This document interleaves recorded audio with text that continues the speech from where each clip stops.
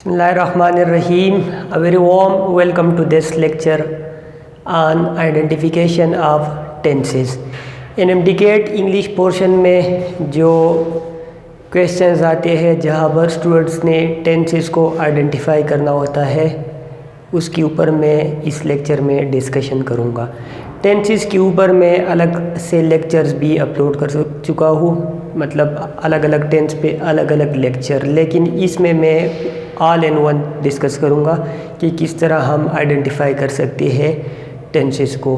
इस लेक्चर में मैं स्ट्रक्चरल पॉइंट ऑफ व्यू से डिस्कस करूँगा कि टेंसेस के स्ट्रक्चर्स की बुनियाद पे हम किस तरह आइडेंटिफाई कर सकते हैं कि ये कौन सा टेंस है। और यूजुअली नहीं बल्कि करंटली ये क्वेश्चंस ज़्यादा दी जाती है इन MDCAT इंग्लिश पोर्शन में। अभी जो 2021 में टेस्ट कंडक्ट हुए तो ज़्यादातर क्वेश्चंस इसी टाइप के थे, इसी पैटर्न पे थे कि टेंसेस या सेंटेंसेस गिवन होते थे और उसका टेंस आइडेंटिफाई करने के इंस्ट्रक्शंस होते थे।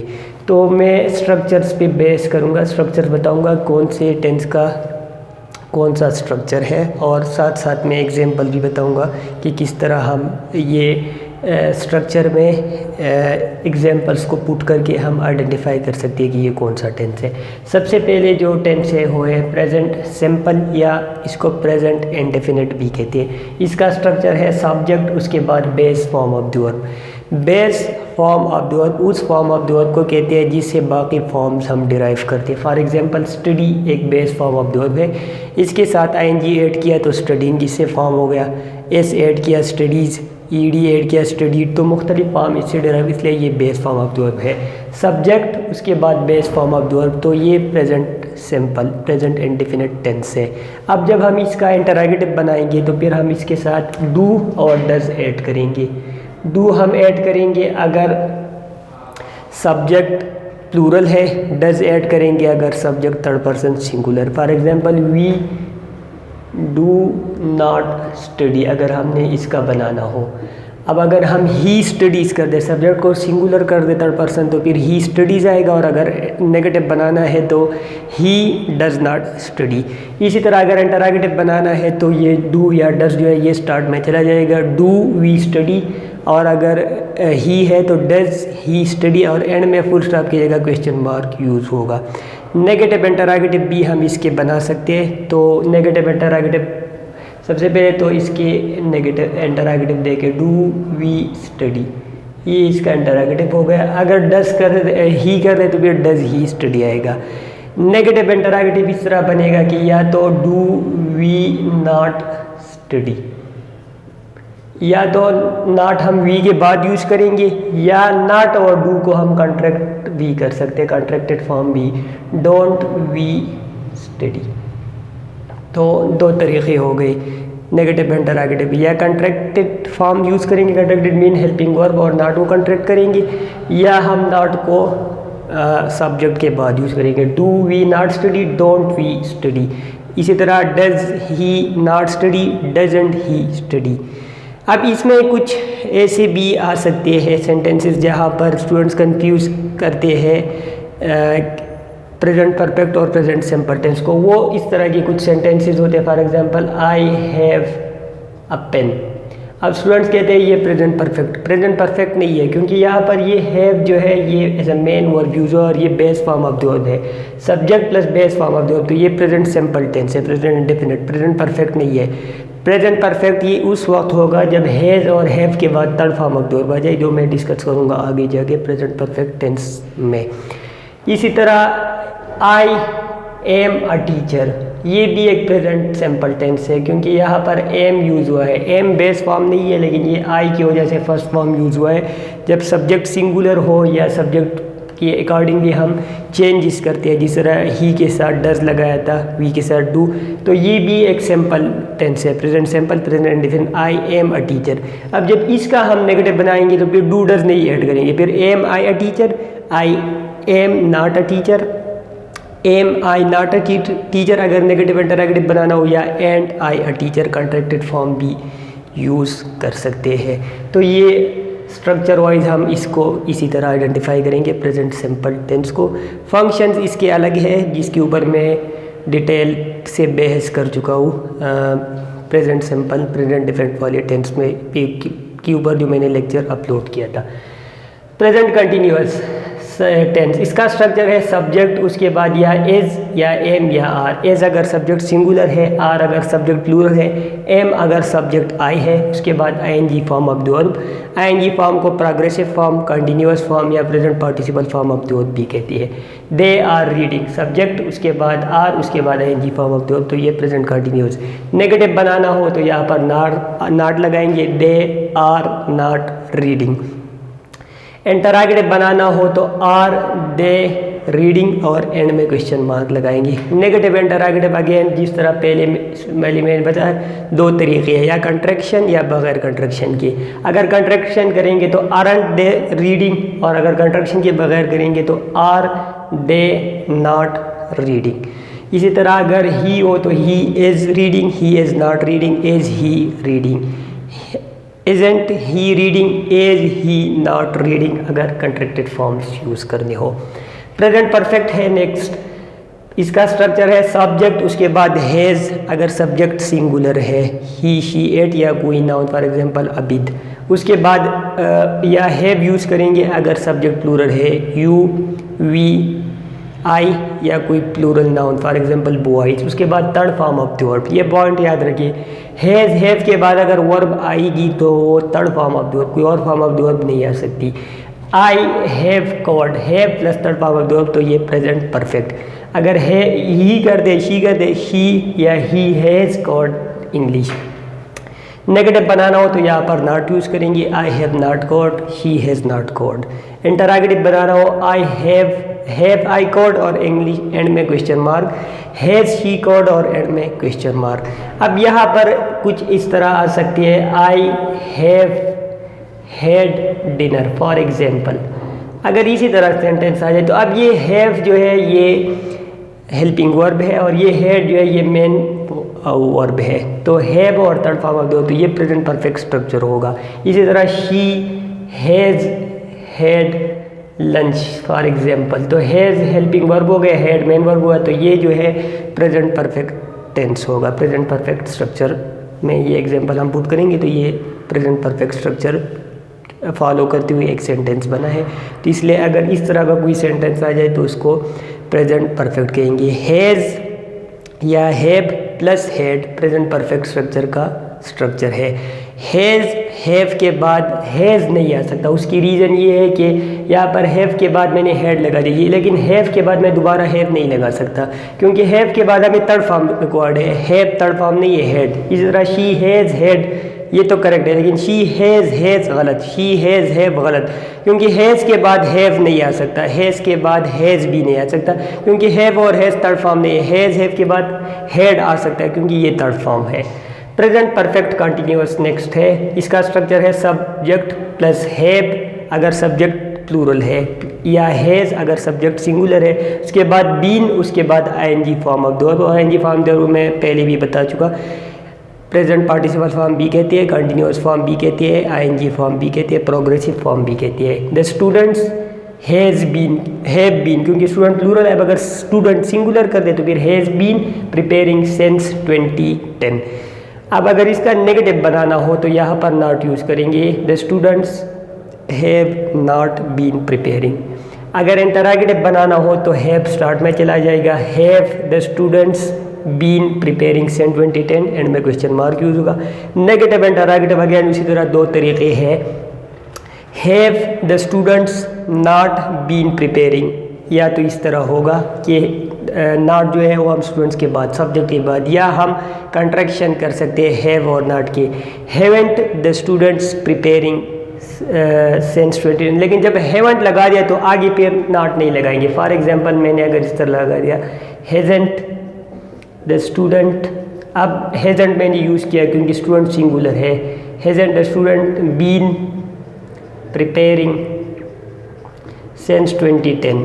अब जब मैंने यहाँ पर हैजंट लगा दिया तो द स्टूडेंट्स के बाद दोबारा नॉट नहीं लगाऊंगा। अगर यहाँ पर मैं नॉट दोबारा लगाऊंगा तो ये स्ट्रक्चरल मिस्टेक हो जाएगा, ये गलत होगा। जब यहाँ पर नॉट लगाए यहाँ पर अगेन नॉट नहीं लगाऊंगा, या यहाँ पर नॉट लगाऊंगा तो यहाँ पर नॉट नहीं लगाऊंगा। तो ये सेंटेंस का इस तरह होगा, haven't the students been preparing, या इस तरह आएगा या इस तरह आएगा, have the students not been preparing. Haven't the students been preparing या have the students not been preparing. इसी तरह इसका ये होगा, hasn't the student been preparing या has the student not been preparing. तो ये प्रेजेंट टेंस के जो 4 वर्जन है उसके स्ट्रक्चर्स हो गए। अब मैं डिस्कस करूँगा पास्ट वाले। पास्ट सिंपल है इसमें, तो इसका स्ट्रक्चर है सब्जेक्ट, उसके बाद second form of the verb. I delivered a lecture, subject उसके बाद second form of the verb. अगर ऑब्जेक्ट है तो हम इसके साथ ऐड करेंगे, अगर वर्ब ट्रांजिटिव है। इसका अगर नेगेटिव बनाना हो तो हम डिड नॉट यूज़ करेंगे, आई डिड नॉट, लेकिन फिर डिलीवर आएगा, ठीक। फिर डिलीवर मतलब first form of the verb, I did not. अगर डिड लगा दिया तो फिर डिलीवर्ड नहीं आएगा, फिर deliver, I did not deliver. इसी तरह अगर इंटररोगेटिव बनाना हो, डिड स्टार्ट में चला जाएगा, डिड आई, उसके बाद सब्जेक्ट, उसके बाद डिलीवर अ लेक्चर। अगर डिड लगा दिया तो फिर सेकंड फॉर्म नहीं first form, did I deliver a lecture और एंड में क्वेश्चन मार्क। नेगेटिव इंटररोगेटिव बनाना हो तो उसी तरह 2 तरीके हैं, डिड आई नॉट, यहाँ पर ये लगाएंगे डिलीवर अ लेक्चर, या didn't I deliver a lecture. लेकिन ये नहीं कि यहाँ पर बी नॉट लगा दे, यहाँ पर भी didn't I not deliver lecture, गलत होगा। और डिड हम सारे सब्जेक्ट्स के साथ लगाएंगे, चाहे सिंगुलर हो चाहे प्लूरल हो, चाहे मेल हो चाहे फीमेल हो, सारे सब्जेक्ट्स के साथ डिड ही यूज़ होगा। यहाँ पर अगर हम did he deliver a lecture कर दे फिर भी डिड ही यूज़ होगा, शी कर देगी, जो भी सब्जेक्ट्स हो सारे सब्जेक्ट्स के साथ डिड यूज़ होगा। अब इस तरह भी आ सकता है, he had lunch for example.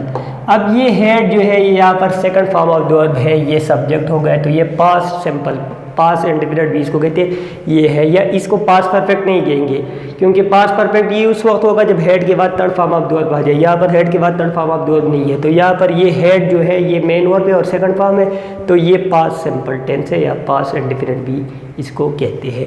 Past continuous. Next subject, उसके बाद वाज अगर सब्जेक्ट सिंगुलर है, वर अगर सब्जेक्ट प्लूरल है, और उसके बाद ING form of the verb. The teacher was writing, the teachers were writing. अगर नेगेटिव बनाना है, the teacher was not writing, the teachers were not writing. Interrogative बनाना है तो वाज स्टार्ट में आ जाएगा, was the teacher writing, were the teachers writing, end में question mark. Negative interrogative again उसी तरह 2 तरीके हैं, was the teacher not writing या वाजंट द टीचर राइटिंग, लेकिन नॉट 2 जगहों पे नहीं लगाएंगे। Were the teacher not, were the teachers not writing, weren't the teachers writing. 2 जगहों पर हम नॉट नहीं लगाएंगे। ये नहीं कहेंगे कि weren't the teachers not writing, गलत। Were the teachers not writing या weren't the teachers writing. Past perfect, subject उसके बाद हेड, उसके बाद third form of the verb. We had taken chemistry class, had use हो गया, उसके बाद third form of the verb, तो ये पास्ट परफेक्ट। नेगेटिव बनाना हो तो यहाँ पर not, we had not taken chemistry class. Interrogative बनाना हो तो हेड स्टार्ट में आ जाएगा, had we taken chemistry class, end में क्वेश्चन मार्क। और हेड सारे सब्जेक्ट्स चाहे सिंगुलर प्लूरल मेल फीमेल सारे सब्जेक्ट के साथ हेड यूज होगा। नेगेटिव इंटररोगेटिव अगेन उसी तरह 2 तरीके, had we not taken chemistry class, hadn't we taken chemistry class, end में क्वेश्चन मार्क। लेकिन हैडंट वी नॉट गलत, क्योंकि नॉट 2 जगहों पर नहीं यूज़ करेंगे। अब हैड अगर आ जाए, had lunch for example, he had lunch. अब ये पास्ट परफेक्ट टेंस का स्ट्रक्चर है, क्योंकि ये हैड हेल्पिंग वर्ब हो गया, ये हैड मेन वर्ब हो गया, तो हैड और उसके बाद थर्ड फॉर्म पास्ट परफेक्ट। लेकिन हैड के बाद हैव नहीं आ सकता, क्योंकि हेड के बाद थर्ड फॉर्म आ सकते हैं, हैव तो थर्ड फॉर्म नहीं है, और न हेड के बाद हैज आ सकता है। हेड आ सकता है, हेड हेल्पिंग वर्ब हो गया, और उसके बाद जो दूसरा हेड है वो main verb, head helping verb और हेड मेन वर्ब। हेड और third form of the verb means past perfect. Structure wise भी इसको है, फंक्शन वाइज मतलब कि कहाँ पर इसको यूज़ करना है, लेकिन उसको मैं अलग से डिस्कस करूँगा। इस लेक्चर में मैं सिर्फ स्ट्रक्चर वाइज इसकी आइडेंटिफिकेशन के ऊपर बात कर रहा हूँ। Past perfect continuous, subject plus had plus been plus ING form of the verb. He had been thinking about it, negative बनाना हो तो यहाँ पर नॉट होगा, he had not been thinking about it. Interrogative बनाना हो तो हैड स्टार्ट में चला जाएगा, had he been thinking about it, and में क्वेश्चन मार्क, और हैड सारे सब्जेक्ट्स के साथ। नेगेटिव इंटरॉगेटिव बनाना हो तो उसका तरीका ये होगा, had he not been thinking about it, और एंड में क्वेश्चन मार्क। या नॉट और हेड की कंट्रैक्शन करेंगे, hadn't he been thinking about it, and में क्वेश्चन मार्क। लेकिन हेड दो जगहों पर नहीं यूज़ करेंगे, इस तरह नहीं कहेंगे कि हैडंट ही नॉट बीन, गलत, क्योंकि हेड नॉट एक जगह पे यूज़ करेंगे, डबल नेगेटिव नहीं यूज़ करेंगे। फ्यूचर सिंपल, नेक्स्ट सब्जेक्ट उसके बाद वेल उसके बाद base form of the verb, और सारे सब्जेक्ट्स के साथ एक ही रूल है, चाहे यहाँ पर I he you she it we they जो भी हो। उसके बाद वेल, ये be base form of the verb है। अब बी किस तरह base form of the verb है, बी इसके साथ आईएनजी ऐड किया बीइंग, तो जिस फॉर्म के साथ हम आईएनजी ऐड कर सकते हैं वो बेस फॉर्म होगी, बी बीइंग। इसका फर्स्ट फॉर्म, इसके फर्स्ट फॉर्म जो है is am are, second form was were, I N G form being, और थर्ड फॉर्म जो इसके है वो बीन है, बी बेस फॉर्म। अवेलेबल यहाँ पर एडजेक्टिव है, इसको कंफ्यूज नहीं करना। तो ये प्रेजेंट, फ्यूचर सिंपल या फ्यूचर इंडेफिनिट। इसका नेगेटिव बनाना हो, I will not be available. Interrogative बनाना हो तो विल स्टार्ट में आ जाएगा, will I be available, end में क्वेश्चन मार्क। नेगेटिव इंटरॉगेटिव बनाना हो तो will I not be available, या सब्जेक्ट के बाद नॉट लगाएंगे, या वेल और नॉट की कंट्रैक्शन करेंगे, want I be available, end में क्वेश्चन मार्क। लेकिन नॉट दो जगहों पर नहीं लगाएंगे, want I not be available नहीं कहेंगे। फ्यूचर कंटिन्यूअस, सब्जेक्ट उसके बाद वेल उसके बाद बी उसके बाद आएंगे form of the verb, we will be staying here. Negative बनाना हो तो नॉट लगाएंगे वेल के बाद, इंटरॉगेटिव बनाना हो तो वेल स्टार्ट में आ जाएगा, will we be staying here, and में क्वेश्चन मार्क आ जाएगा। नेगेटिव इंटरॉगेटिव अगेन उसी तरह दो तरीके हैं, will we not be staying here, and में क्वेश्चन मार्क, या won't we be staying here, and में क्वेश्चन। लेकिन दो जगहों पर नॉट नहीं लगाएंगे, इस तरह नहीं कहेंगे, won't we not be staying here. Future perfect, subject उसके बाद वेल उसके बाद हैव उसके बाद third form of the verb, she will have completed by June। Negative बनाना हो, she will not have completed by June। इंटरॉगेटिव बनाना हो, will स्टार्ट में आ जाएगा, will she have completed by June। एक पॉइंट यहाँ पर याद रखिए, यहाँ पर अगर मैं इस तरह लिख दूँ, will she have completed by June, तो यहाँ पर ये नहीं कंफ्यूज करना कि शी के बाद हैव किस तरह, शी के बाद तो हैज़ आना चाहिए। उसकी रीज़न ये कि वेल के बाद हम सिर्फ और सिर्फ बेस फॉर्म लगा सकते हैं, हैव बेस फॉर्म है, have having, has base form नहीं है। तो स्ट्रक्चर ये है कि वेल के बाद हम वे हैव लगाएंगे, बेस फॉर्म लगाएंगे, तो ये नहीं कि यहाँ पर वेल शी हैज़ लिख दे, ये स्ट्रक्चरल मिस्टेक भी दे सकते हैं। तो वेल शी हैव कंप्लीटेड, ये इंटरॉगेटिव हो गया। नेगेटिव इंटरॉगेटिव बनाना है तो वेल शी नॉट यहाँ पर आ जाएगा, या वॉन्ट शी हैव कंप्लीटेड, लेकिन दो जगहों पर नॉट नहीं लगाना, इस तरह नहीं कहना, वॉन्ट शी नॉट हैव, ये गलत होगा। Last future perfect continuous, subject will have been उसके बाद ING form of the verb, she will have been teaching.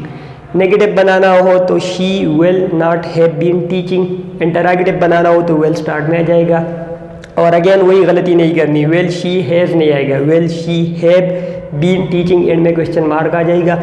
Negative interrogative बनाना हो तो उसका ये होगा, विल शी नॉट यहाँ पर आ जाएगा, will she not been teaching. एक तो ये तरीका हो गया है कि नॉट सब्जेक्ट के बाद लगाएंगे, will she not been teaching. या दूसरा तरीका ये कि नॉट और विल को कॉन्ट्रैक्ट करें, कॉन्ट्रैक्ट मीन दो वर्ड्स का एक वर्ड बनाए, वॉन्ट शी बीन टीचिंग, लेकिन उस वक्त दो जगहों पर नॉट अगर लगाएंगे तो वो गलत होगा, won't she not been teaching गलत हो जाएगा, will she not been teaching, या won't she been teaching, and में क्वेश्चन मार्क। तो ये स्ट्रक्चरल आइडेंटिफिकेशन थे टेंसेस के, कि स्ट्रक्चरली हम किस तरह आइडेंटिफाई कर सकते हैं टेंसेस को।